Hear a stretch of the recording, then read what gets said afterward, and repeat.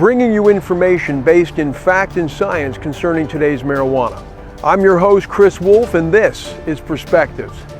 With us today is a subject matter expert from the National Marijuana Initiative, sharing their perspective on the influence that today's more potent forms of marijuana products are having, both in our society and in their field of expertise.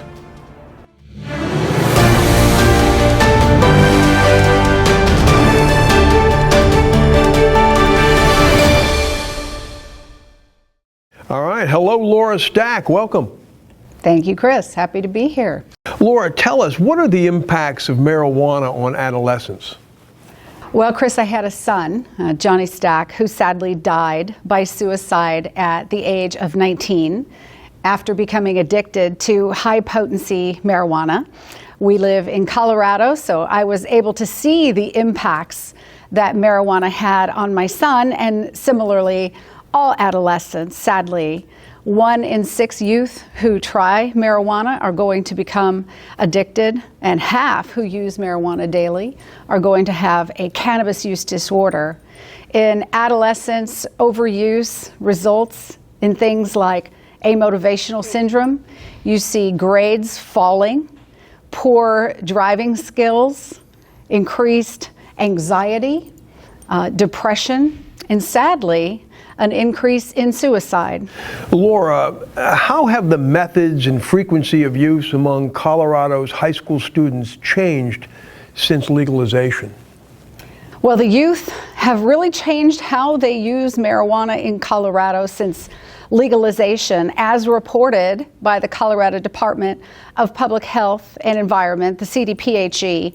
In the Healthy Kids Colorado survey, we see that from 2015 through 2019, that the use of smoking flower or herb has declined significantly. That seems like great news, but unfortunately, the use of dabbing, vaping, edibles, which are the far more potent varieties of marijuana, have all statistically increased, 156% increase in dabbing. So we know that the youth are using far more potent means of marijuana. You just mentioned edibles. How are the marijuana products children are using today different from what was used during the 1960s through the 1980s?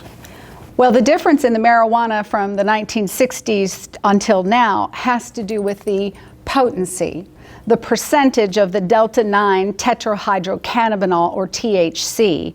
Back in the 60s, 70s, 80s, 90s, indeed into the 2000s, was very weak, between 2 to 5%. In the 2000s, maybe 10% THC content.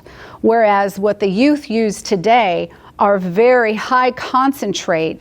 Flower can be up to 30% in legal dispensaries purchased, and the concentrates that are being made today start at 60% THC all the way into the 90s for the more pure concentrates. Vapes and some of those edibles have the distilled oils right into them. So they can be extremely dangerous since the young children often don't know how potent they are.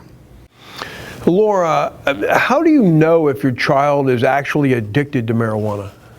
Well, you would know if your child were addicted to marijuana because they would start acting differently than before. Now, sometimes it's a little tricky because teens are already irritable, sleep a lot, right? Often have trouble with friends. But you'd want to start looking for things that are more unusual. Perhaps they lose interest in the things that used to give them joy. Maybe they are sneaking around a lot or acting a little secretive. Perhaps they are sleeping more than usual.